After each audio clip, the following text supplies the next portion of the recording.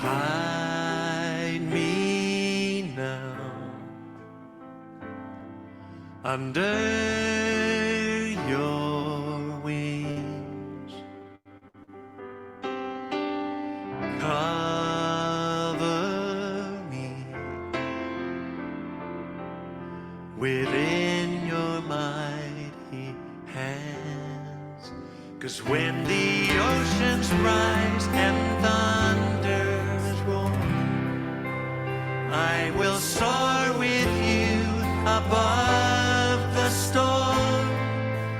Father, you are king over the flood, and I will be still and know you are God. Find rest, my soul. Find rest, my soul. Christ alone. In Christ alone. Know his power. In quietness and trust. 'Cause when the oceans rise and thunders roar, I will soar with you above the storm. Father, you are king over the flood, and I will be still and know you are God. Oh, lift it up. When the oceans rise and thunders roar, I will soar with you above the storm. Father, you are king over the flood, and I will be still and know you are God. I will be still and know you are God. I will be still and know you are God.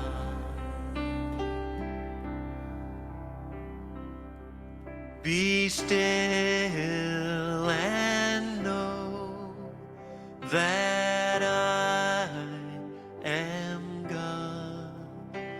Be still and know that I am God.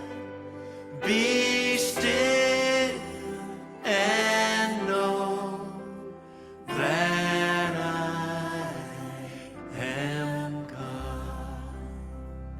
I am the God. Sing it. I am the God that healeth. Oh yes. I am the God that healeth thee. I am the God that healeth thee. Oh yes.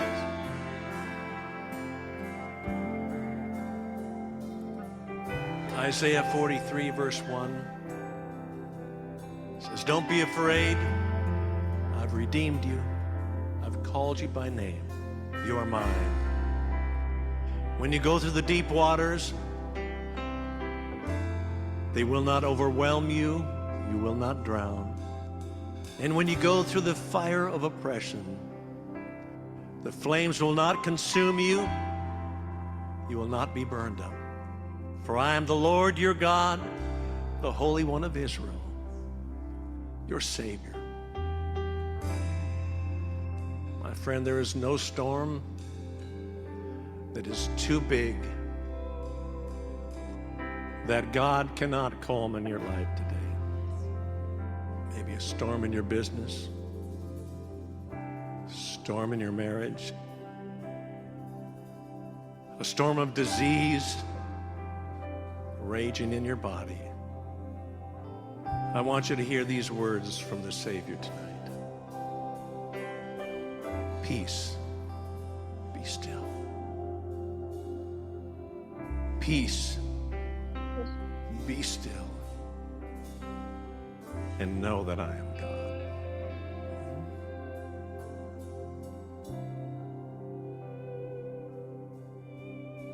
Because when the oceans rise and thunders roar,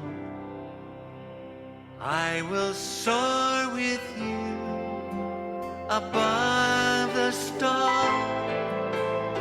Father, you are king over the flood, and I will be still and know you. Oh, lift it up.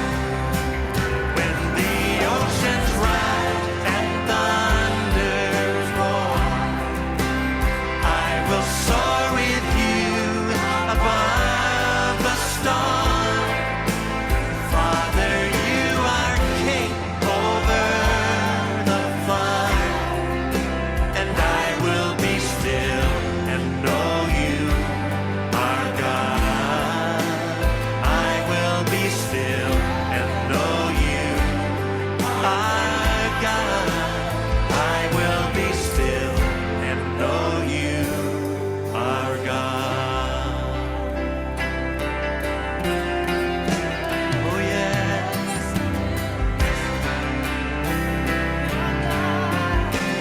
Yes, you are.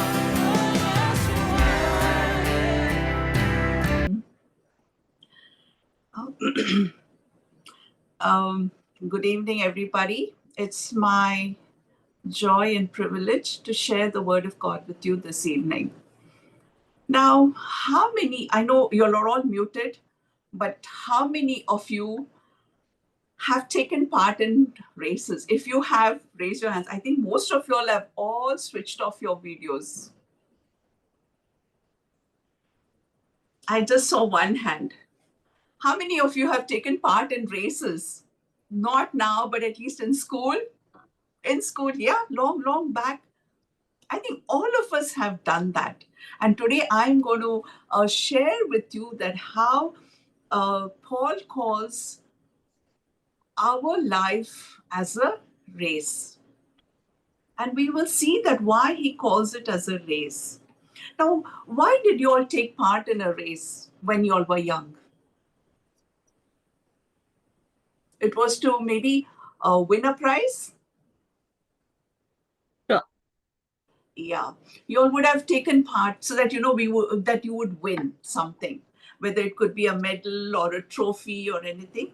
And now, what is a race? A race is like going from point A to point B. Okay. It is not somewhere, you just in one place and you go to. A race is something from one point A to point B, and you have to finish that. And we see in many scripture verses talks about life as being race, and Paul calls it a Christian life journey as a race. Now, when we look at this verse, 2 Timothy chapter 4, verse 7, it says, I have fought the good fight. I have finished the race. I have kept the faith. Now, where do you normally find this verse? It's normally used during funerals. That is coming to the end of your life's journey. Many times it's used, this verse is used. And nowadays what we see, it's frequently used in most of the funerals. Now, when Paul says that life, it's a race, it does not say that, it does not show that, you and me are running or we are in any kind of a motion, right? So it is not a physical race that, you are going to see me running or I'm going to see you running. It's a spiritual race that he's talking about, a life's race that is in the spiritual sense.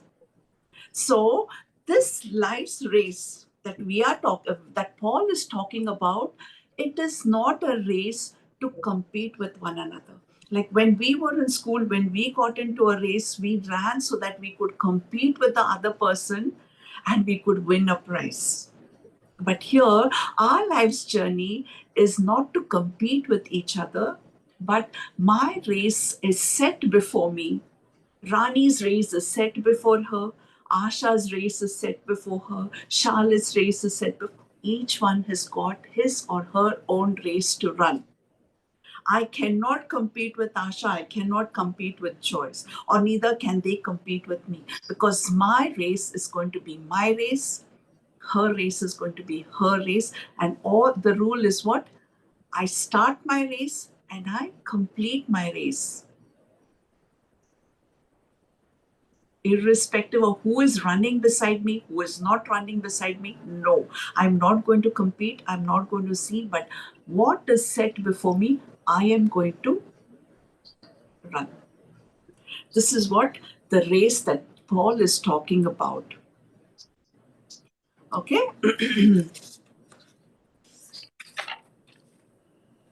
Now, the first part of that verse,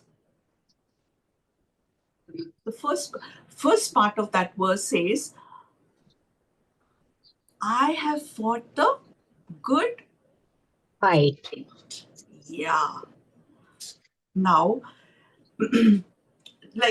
just before I start with that part of the thing, verse, let me just tell you that we said it's a race. We are not competing with each other, but let me just remind you that though we are not competing with each other in our life's race, each of us are going to get a prize. And I'll come to that later. Okay. So, whatever is your race, you are going to win something there. It is not just you're just going to finish, since you're not competing with anybody. It doesn't mean that you're not going to get a prize. You're definitely going to get a prize, and the word of God very clearly talks about it. Okay, so I'm coming to the first part of that verse, saying that I have fought the good fight. Now, those two words are very important. What is the first word? I have fought. And the second verse is fight. Now, as Christians, do we fight? Is it something that we are taught to do? No. But here the verse says, I have fought the fight. So that means I have fought. I have fought means I am in the fight. And there is a fight. And now, if I'm fighting, then there should be an enemy. Now, who is my enemy? Devil. Devil. Now, so we are so very clear about this, that it is the devil. It is not maybe our sisters in Christ or somebody from our family. No. Or anybody that we interact on daily basis. It's not our boss. It's not our maid servants. No. Our fight is not against anybody at all. But if you look at Ephesians chapter 6, verse 12. Ephesians chapter 6, verse 12. What does it say? I'm just going to, if anybody has it, just. Okay. For we do not wrestle against flesh and blood, but against principalities, against powers, against the rulers of the darkness of this age, against spiritual hosts of wickedness in the heavenly places. Yeah, so this verse so very clearly tells us that we are not wrestling against flesh and blood. Who are flesh and blood? Humans. We are not fighting. We are not waging a war against flesh and blood. We are not waging a war against each other, but we are waging a war against, our war is against the powers of darkness, the principalities. So it is not a physical war, it is a spiritual war. And this enemy that we are talking about, he is so very real. He is powerful, he is real.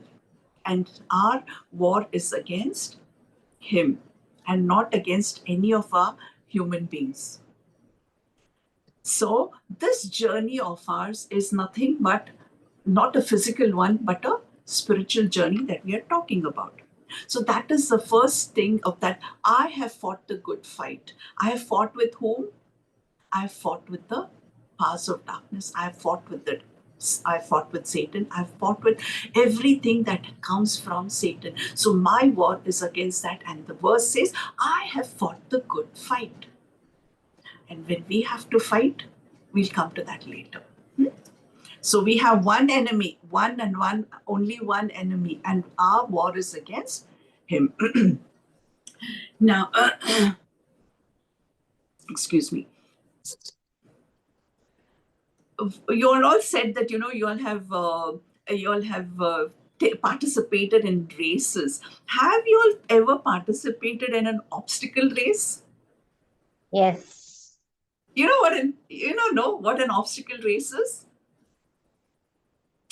Where while you're running, maybe it could be a 200 meters or a 400 meters run, in that many obstacles are placed before you, like hurdles. So when you come to the hurdles, you have to jump. When you come, maybe some gunny bags are kept there. You need to wear those sacks and hop. And you finish that. Then you remove your gunny bag, and then maybe there is something kept on your track. Like when I was running a obstacle race, there was a rope which was tied at two ends. And it was quite tight. We had to lift those ropes, crawl under that, get up and run.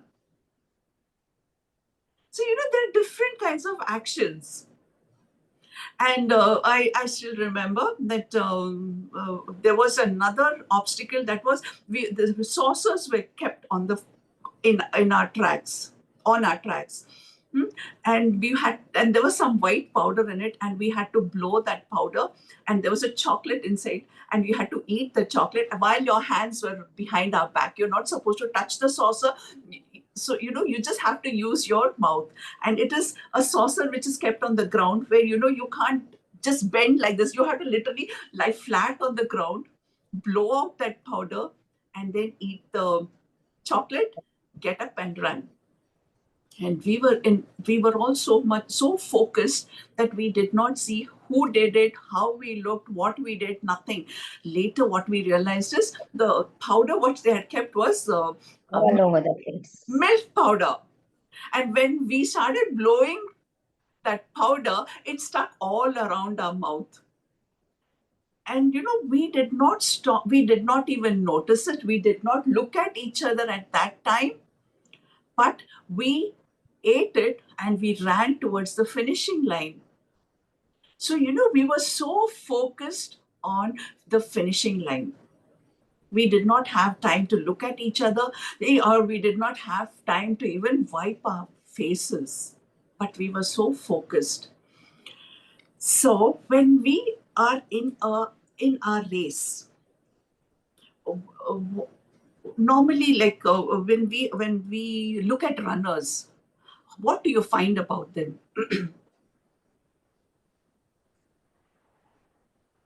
Like all of you must have seen Olympics or anything. What do you see? You see that these people who are going to take part in a race, they are very well toned. Their bodies are very well toned. They would have had a very disciplined life to train themselves for this race. They will not just get up one day and say, oh, I'm going to enroll myself for running a race and then, join the race. No, they will not do.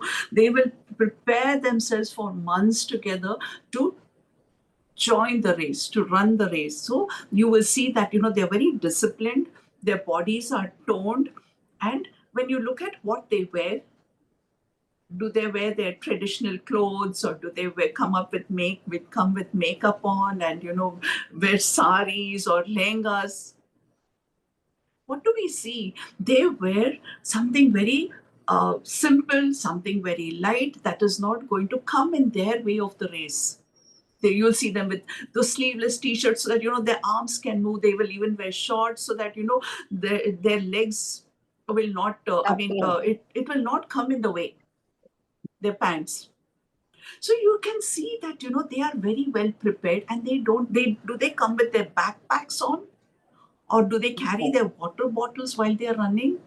You've seen marathons when people run for that 43 kilometers or 46 kilometers. Nobody's carrying anything.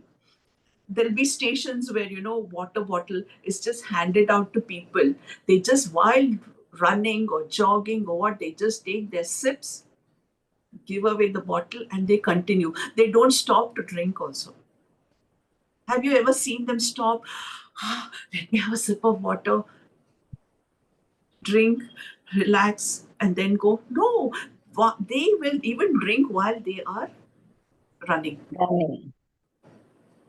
This is how a race is. So when we are in a race, there is no time, or there is nothing that you can call that, I am tired today, or, I've just finished 100 meters, and now just 2 minutes, just let me just relax because my legs are aching, and then continue the next 100 meters. No.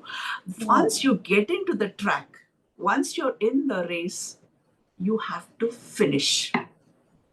But of course, there are some who will not finish. Either, they'll have a fall, or they hurt themselves or something, and they are not able to.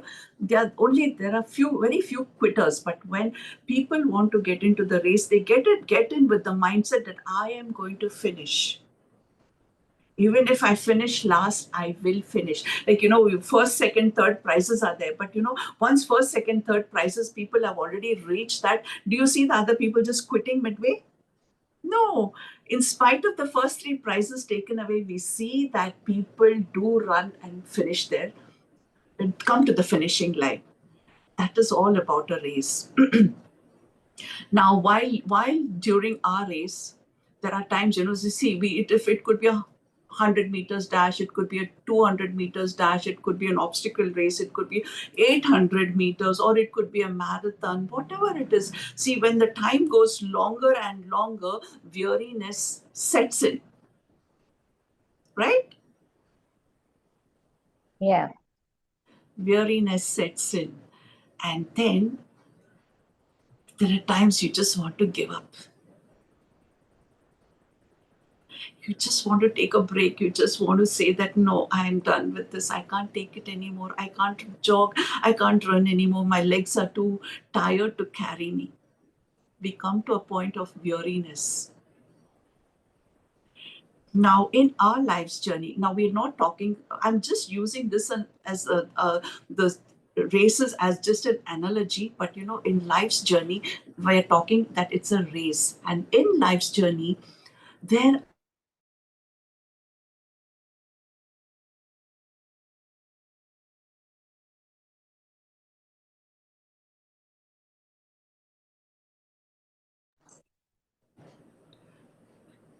are times when there are times in our life's journey, we come to a point where weariness sets in.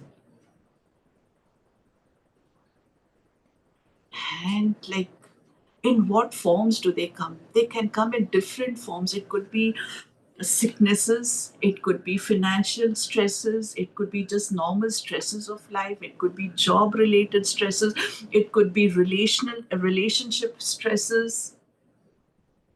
It could just be anything that can pull us down. And I'm sure that, all of us have experienced this kind of weariness in our lives. And I'm sure, like, nobody can say, oh, I've never felt weary at all. I have been fresh. I'm still running the race and I'm still fine. I'm sure that none of us can say that. Something or the other we will be going through in life where, it will pull us down. There is another verse in Hebrews chapter 12, verse 1. They say, therefore, we also, since we are surrounded by so great a cloud of witnesses, let us also lay aside every weight and sin which clings so closely, and let us run with endurance the race that is set before us.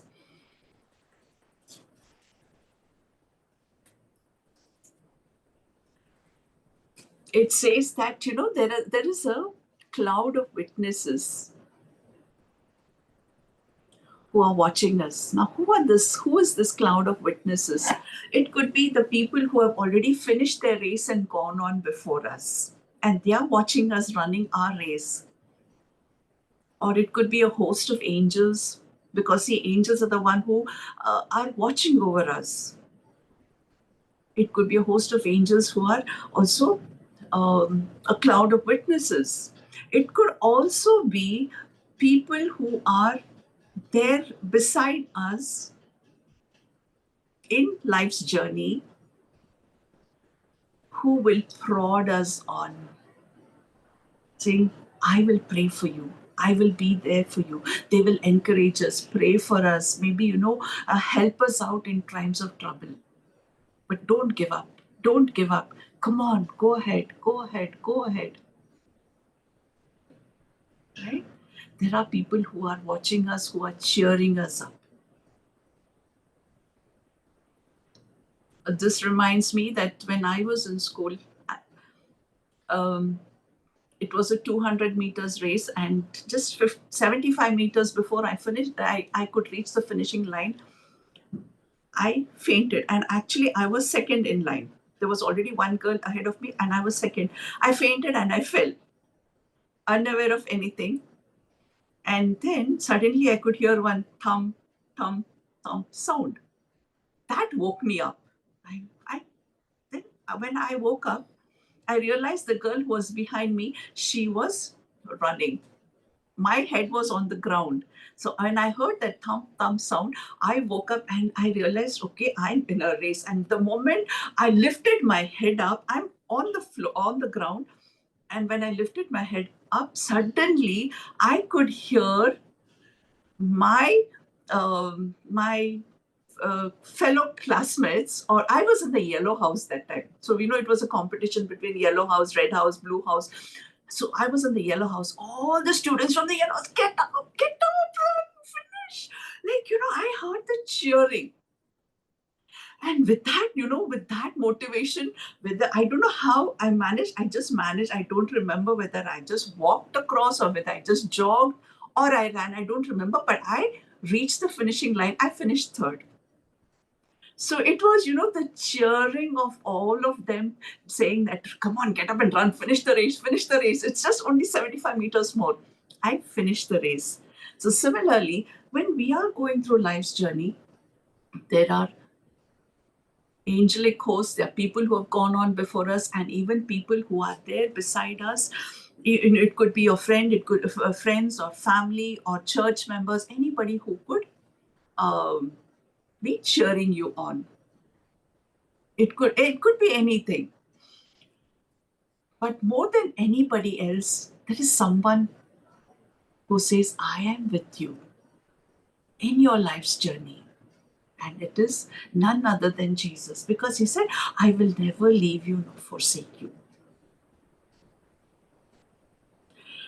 In Deuteronomy 31:6, it says to Moses, be strong and of good courage. Do not fear nor be afraid of them. Them, who is the them? It is the enemy. For the Lord your God, he is the one who goes before you. He will not leave you nor forsake you. What does the verse say? Be strong, be of good courage, do not fear, and do not even be afraid of them, the enemy, because our war is against our enemy. He's Satan, and we are fighting against him. For the Lord your God is the one who goes with you. Who is there with us in our life's journey? The Lord God. And he goes before us. He goes before us. He makes a way. He goes before us. And he will never leave you nor forsake you. So we are not alone in our life's journey. He is there. He knows the beginning, the end from the beginning about each one of us. He knows our journey. Even we may not even be aware of what is going to come tomorrow for us. But he knows it all. He goes before us. He prepares a way. And while we are going through it, he is right beside us. Psalm 23 says, Even though I walk through the valley of the shadow of death, his rod and his staff comforts us. So that doesn't mean just because he's there, our life is a bed of roses. No, it is not bed of roses. He allows us to go through these obstacles, not to crush us down. But while we go through these obstacles in our lives, there'll be transformation in our lives so that we will become more like him. We will become the people that he has planned for us to be. Now, when children are born in our home, do we expect them to be as children, like babies only? No. They get up, they fall. When a baby is born in the house, we expect that baby to grow up through all the processes, through all those years of being children, and then adolescents, and then young adults, and then adults. We expect them. And as parents, what do we have in our mind? Oh, we have to see that our children grow up. And, we have certain dreams, we have certain visions that my child should become like this. My child should become a wonderful human being. Like, will we not think of it as parents, as human beings? When God has created us, how much more he thinks that, I don't want this child of mine to be just infant. I want him to become more like Christ. And through this life's journey, through these obstacles, we become more like Jesus. And we are not perfect in any way. And we will be perfected, we will be complete only when we see him face to face. So no matter what we go through, we need to press on. Now, when just looking at my life, I'm just reminded of some things about my own life, that there were times where I was not able to, the things that I have gone through was not easy. Weariness set in. And I could give up any moment. It had come to a point I could just give up. Oh, I'm just so tired. But I had people who said, we are praying for you. We are there for you, encouraging me more than anything else. The Lord was prodding me on, saying that I am there right beside you.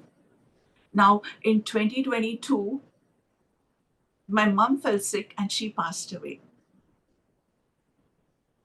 And it was not easy losing a loved one.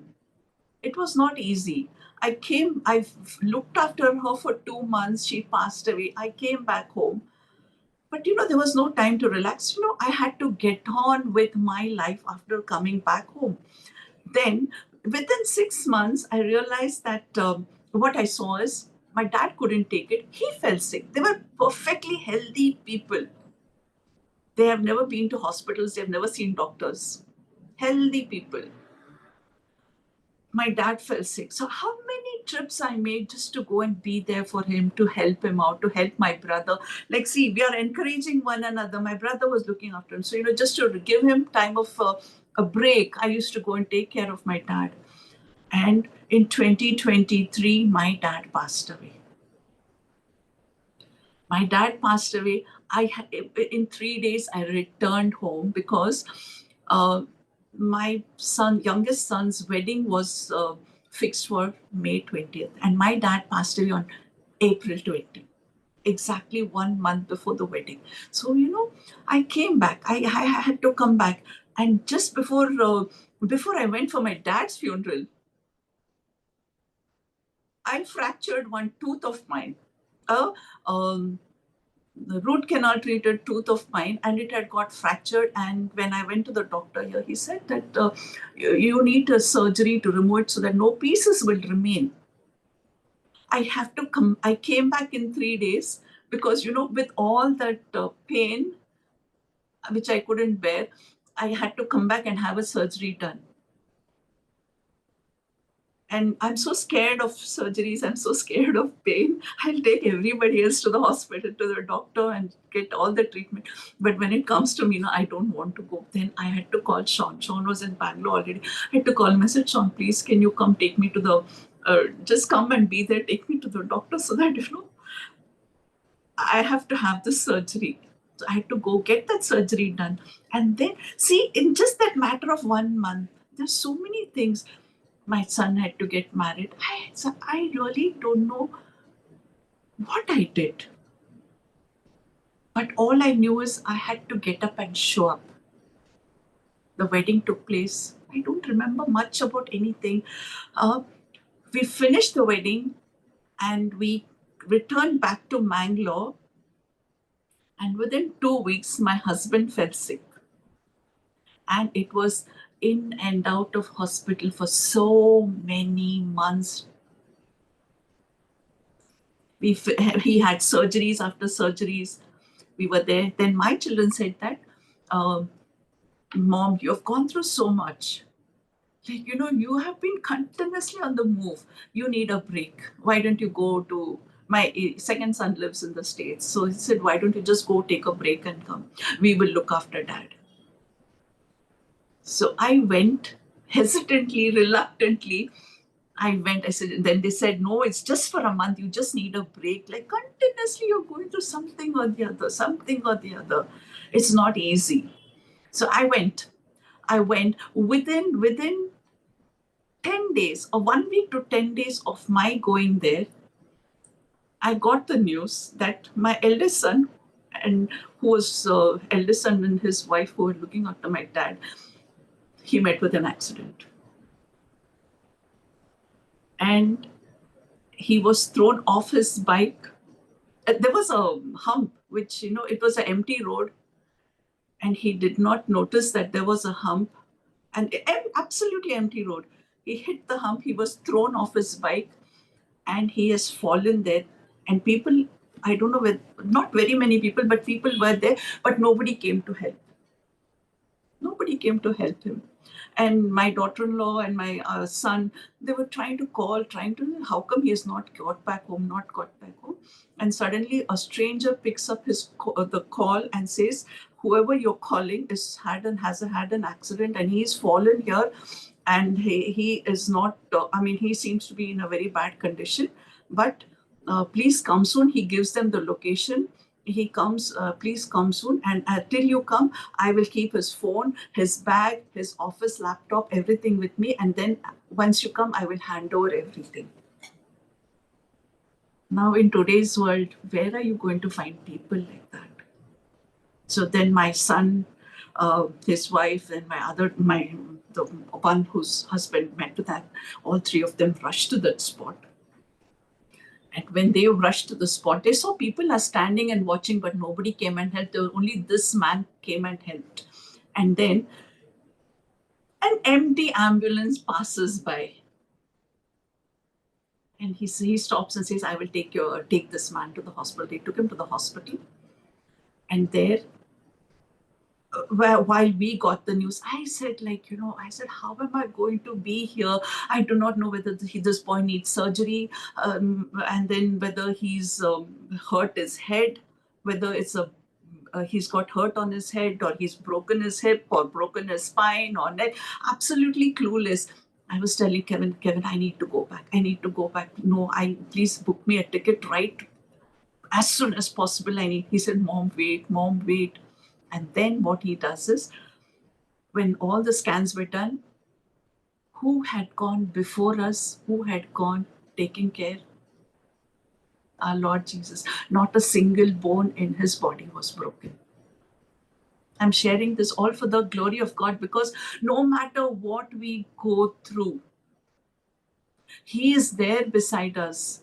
He's there beside us. He goes before us. He goes with us. And He takes care of situations. And there are people who prod on saying that, come on, go ahead. I know you're weary. I know you're not able to go ahead. I know you're so tired. But He's there. He takes care of us. So in our life's journey, we can face any kind of problems. It could be financial problem. It could be our own health sicknesses, or whatever it could be. But this is in our life's journey. I just want to tell you this, that no matter who is there, who is not there, God will bring people into your lives to cheer you on, and He Himself is there. So Philippians 3 12 to 14 says, I press on towards the goal for the prize of the upward call of God is in Christ Jesus. So, no matter what we are going through, no matter what each one of you are going through, don't give up. Just remember that you need to press on, because God Himself is there with you. Jesus is Himself there with you to help you through your life's journey. He is not going to leave you, He's not going to forsake you. So we finished the second part of it. The first one was, I fought the good fight, and we know who is our enemy. And the second part of the verse was, I have finished the race. So this race is till we die. So we should not give up at any point of time. I have finished the race. And when we have finished the race, who are we going to meet at the finishing line? We're going to meet Christ. And when He sees us finishing the line, what is He going to tell you and me? Well done. He's going to say, well done. We should be keeping our eyes focused on our goal. We should be keeping our eyes focused on Jesus, the author and finisher of our faith. Only then we will be able to finish our race and remind ourselves of all these verses saying that I am not alone in this life's journey. He is there right beside me, no matter what I'm going through. And we should be waiting for Jesus to tell, well done. He'll be waiting there at the finishing line.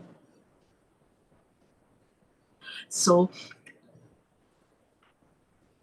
we finished the second part of it. Now the third part of it is, I have kept the faith.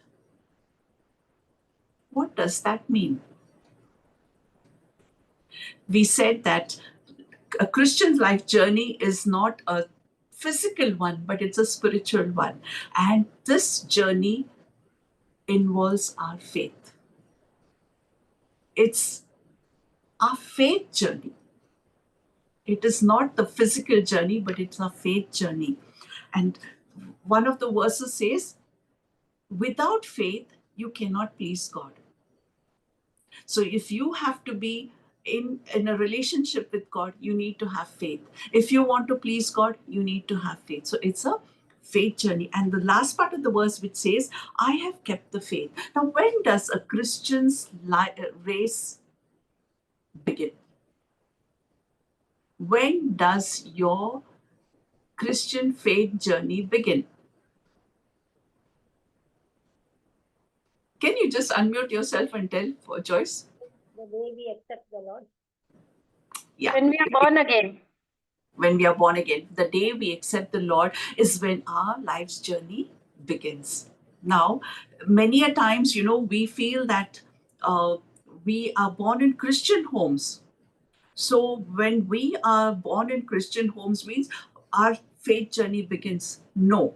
Now, if you look at a person coming from another faith, when does that person coming from another faith, when does that person's faith journey begin?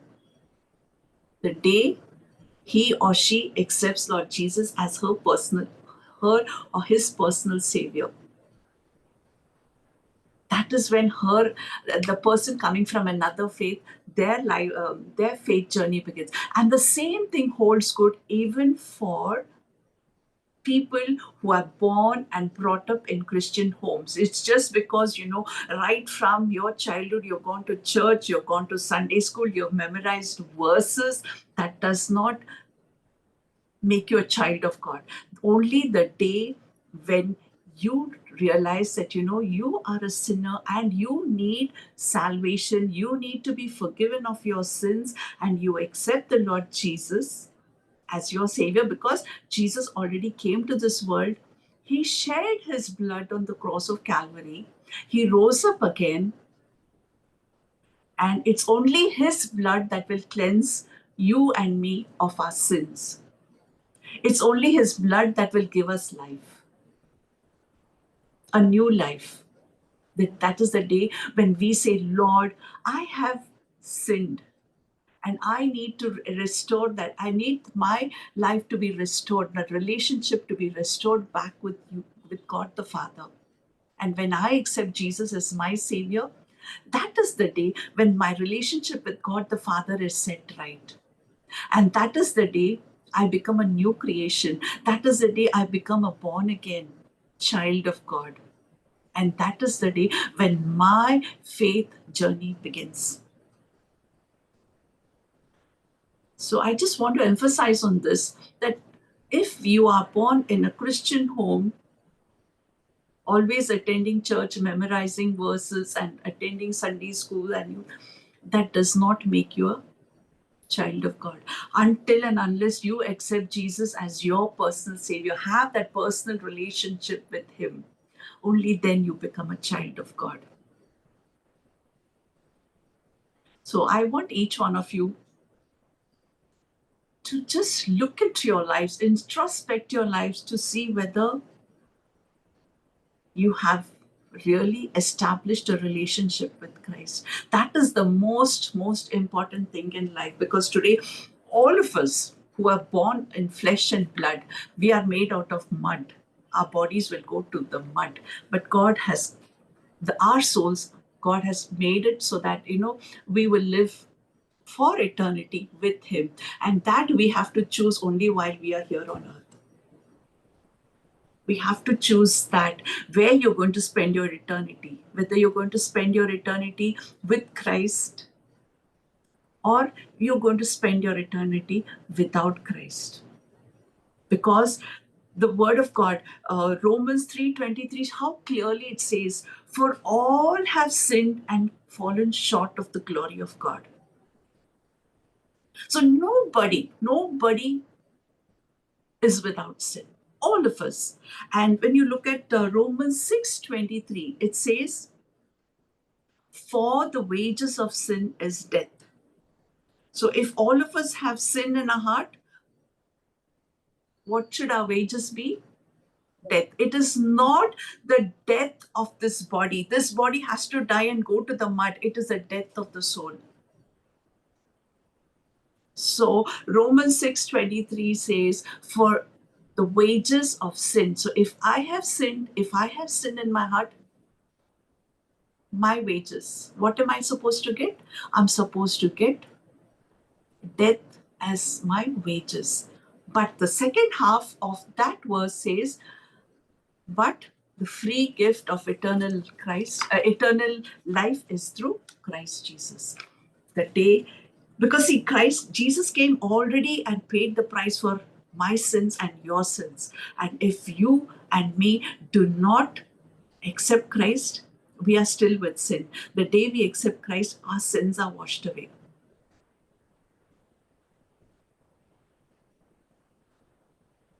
And once our sin is washed away, we get adopted into the family of God. And after this life's journey is over, our soul is going to be with Christ for eternity, forever and ever and ever. So while we are here on earth, we have to make this decision where we want to spend our eternity, with Christ in heaven or without Christ in heaven. So I want all of you, like this, these are things which, we come across this verse time and again, but, we have not looked into the verse so deeply. So, because when we just very casually repeat this verse or say this verse, and we have not paid attention to the real meaning of it, we have lost the mark. So this is something that, we need to ponder. I cannot think for Rani. I cannot think for Charlotte. I can only think for myself that, whether I have established a relationship with Christ, whether I have accepted the Lord Jesus as my Savior, I can think only for myself. Rani will have to think for herself. She will have to make a choice for herself. Charlotte will have to make a choice for herself. My father and mother cannot make a choice for me. I cannot make a choice for my children. Though how much ever I want them to accept Christ, I cannot make this choice for my children. Individually, they have to make a choice for themselves. So, God does not have grandchildren. God has only children. So I cannot make that choice for my children. My parents cannot make a choice for me. I have to make it myself. My children will have to make their choice themselves. How much ever I love my children, but that choice individually they have to make for themselves. So while we are still on earth, let us wisely make this choice to accept Christ as our Savior and make ourselves secure where we are going to head towards. Yeah. So the last part of the verse that said, I have kept the faith. Now, I have kept the faith. My faith journey began like this. Now, keeping the faith is what? Now, when we look at the obstacles that come in our life, the weariness that come in our life, we are in a, Satan wants to see that our faith is destroyed. He wants us to give up our faith. He wants us to give up our faith. And in what ways can he bring distractions in our lives? He can bring distractions in any way. Any way he can bring. It could be like we just talked about. We just spoke about sicknesses and financial difficulties and all that. Okay, these are things that happen. What about our individual selves? There are so many things which are within our heart. Those can be major distractions.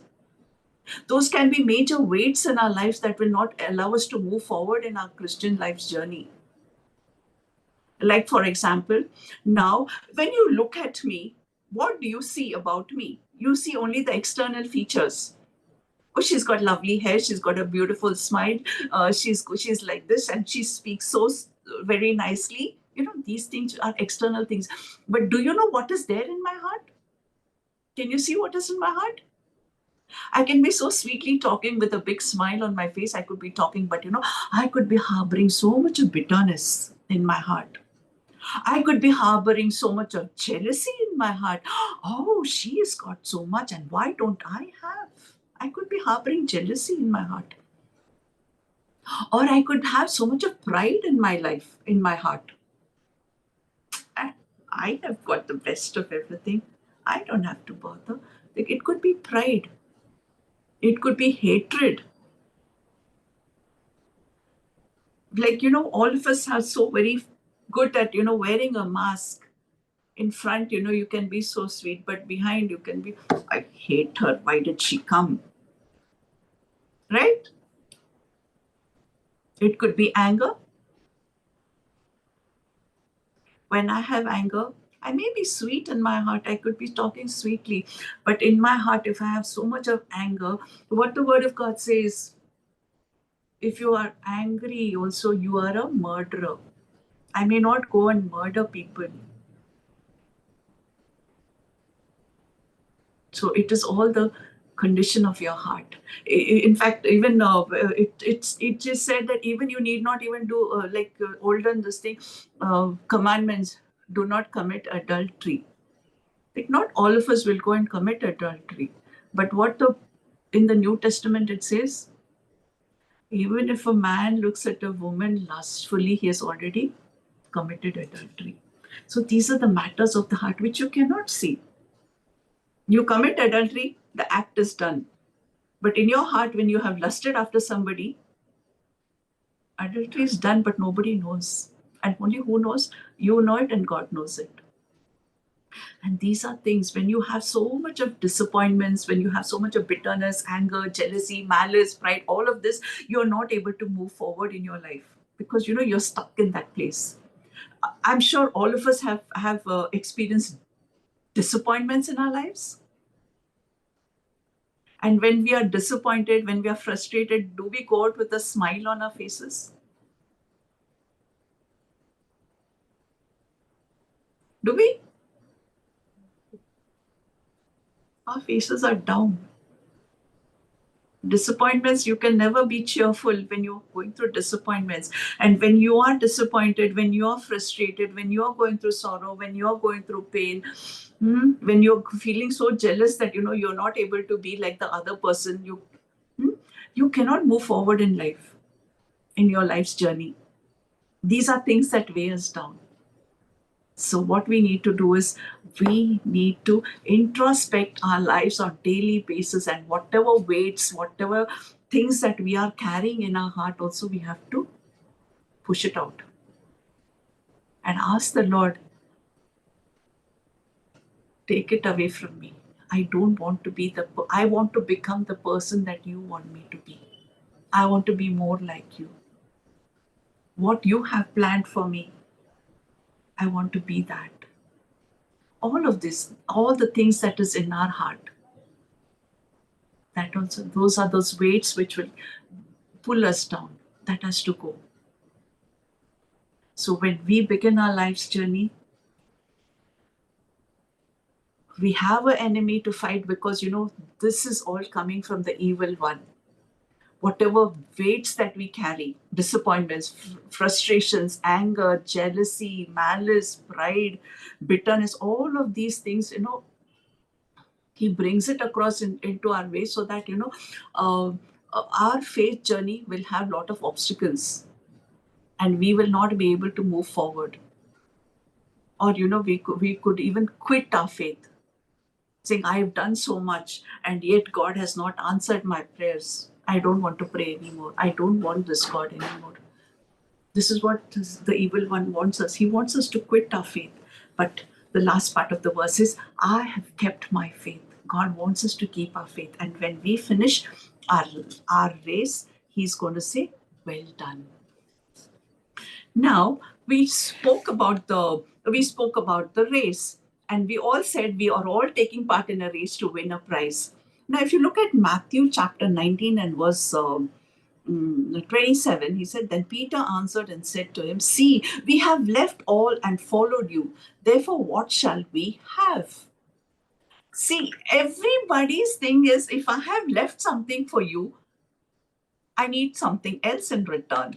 I need something else in return. So that was Matthew chapter 19 and verse 27. So I'm going to read 28 and 29, where Jesus answers. And he says in Matthew 19, 28 and 29. So Jesus said, when they asked him, I'll just read that from 27. Then Peter answered and said to him, see, we have left all and followed you. Therefore, what shall we have?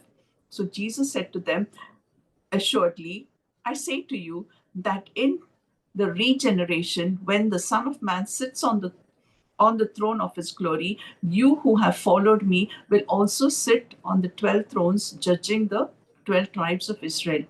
And everyone who has left houses or brothers or sisters or father or mother or wife or children or lands for my name's sake shall receive 100-fold and inherit what? Eternal life.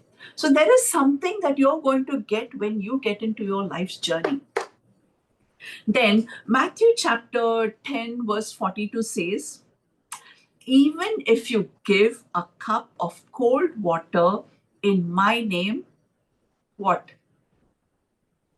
You will receive a reward. Even if you give a cup of cold water in my name, you're going to get a reward. So that means every single thing that we do, whether people see, people notice, people appreciate, or people acknowledge, it's immaterial. What you do in your life's journey, everything is noticed by God. Even one small cup of cold water. Have you ever thought of it? Oh, I'm giving water to you today. I'm going to get a reward in return. That is our God. So even if you give a cup of cold water in my name, you're going to get a reward. Sometimes, we feel, especially as women, that whatever we do, our family will never appreciate it. They will not even acknowledge. They take us for granted. I think as women, many of us feel that. But have heart, be of good cheer, because whatever you do, whether your family acknowledges you, whether your family appreciates, or they are thankful, doesn't matter. Who has seen it? God. God has seen it. And He is going to reward you. It is, you're not going to be not rewarded. You are going to be rewarded. Now, the Bible mentions about crowns. Now, when you become a child of God, what do you become? Child.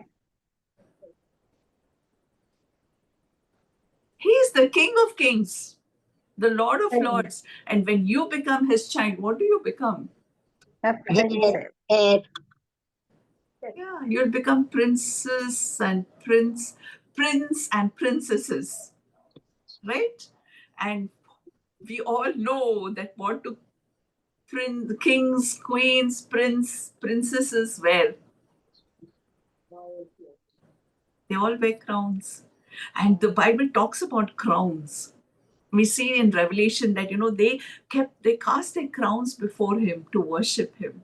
So that means they were given crowns. Given crowns for what? They are rewards.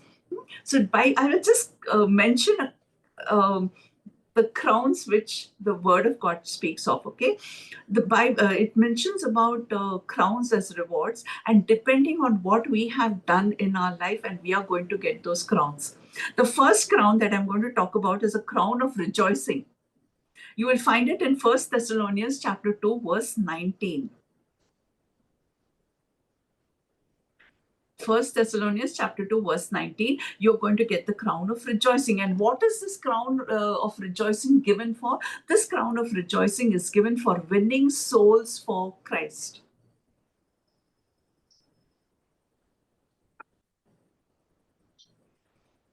This crown of rejoicing is given for winning souls for Christ. And what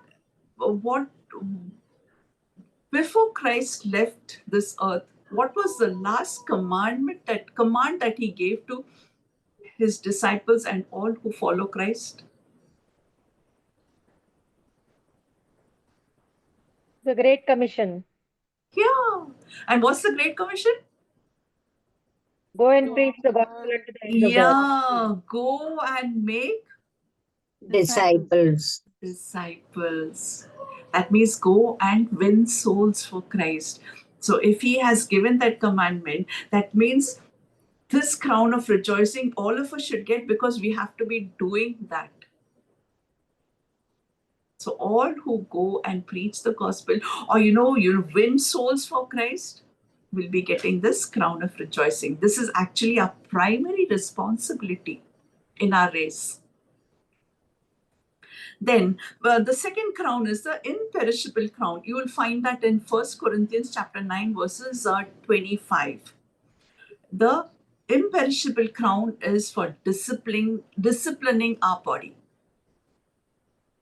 Okay, then, so see, our God is a God of discipline. He's a God of order. Right? Because when we just look at our own solar system, you see how beautifully everything works in order. So when we ought to discipline our bodies, and when we discipline our bodies for the sake of Christ, we get the imperishable crown. Now we come to the crown of righteousness. This imperishable crown is 1 Corinthians. Chapter 9, verse 25. Okay, thank you. Yeah. Now the third crown is the crown of righteousness.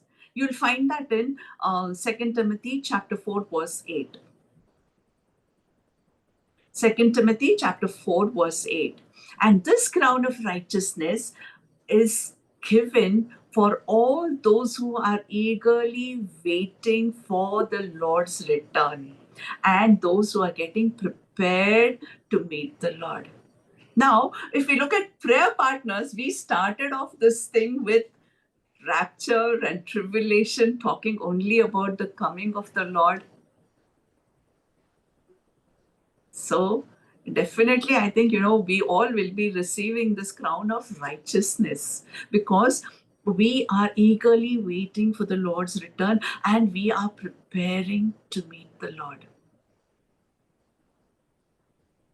So Charlotte, who has been working so hard to arrange meeting after meeting for this coming of the Lord, for all this thing of rapture and things like that, she will be getting a very big crown.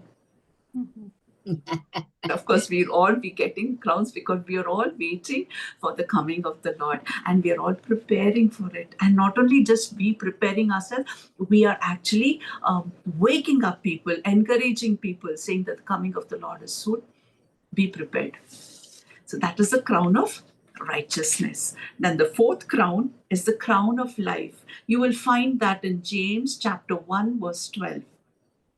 Crown of life is found in James chapter 1, verse 12. And now this crown is given for overcoming temptation. And this crown, overcoming temptation, is not something that is easy, because while we are living in this world, while we are in this flesh and blood,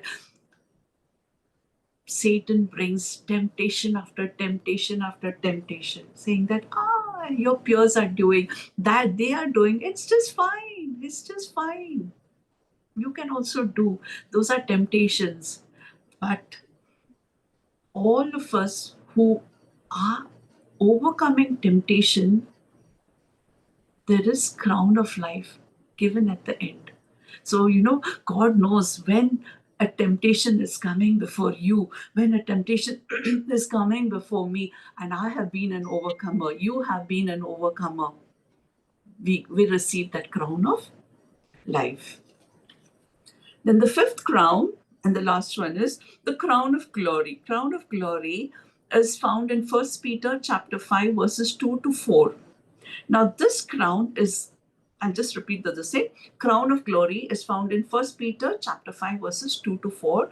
And this crown is given for all the pastors, the elders, and all of those who are shepherding the flock. See, we are not pastors, we are not elders, we are not shepherding any flock. So maybe, that crown of glory is not for us. It is for those who are shepherding the flock. So whatever your life's journey is, whatever my life's journey is, let us remember that He is there right beside us while we are going through this journey. And He's the one who is there. I will go before you. I'm right beside you. I will never leave you nor forsake you. So don't get disheartened. Don't feel that you're alone in this journey. Don't feel that, you want to quit this journey. Even at times when you feel you want to quit, don't. Press on to that upward goal. And just wait to listen to your Lord saying, well done. So don't give up, because He Himself will help us to finish our life's journey. It's the journey of faith, because He is the author and the finisher of our faith. Who began the faith in us? It's Him. Who has given us the faith? It's Him. So who is going to also help us through finishing our faith? It's Him. So it is not about us. When we have been when we have committed our life to God, He will give us the grace. He will be with us. He will go before us, and He will help us to finish the race. At no point of time, don't ever give up. May the Lord add His blessings to this word. Thank you, everybody, for patiently listening to me. And it's my desire and it's my request that, let it just not be something that you've heard today, you put it in your head, but ponder upon it and act upon it. Thank you. Thank you.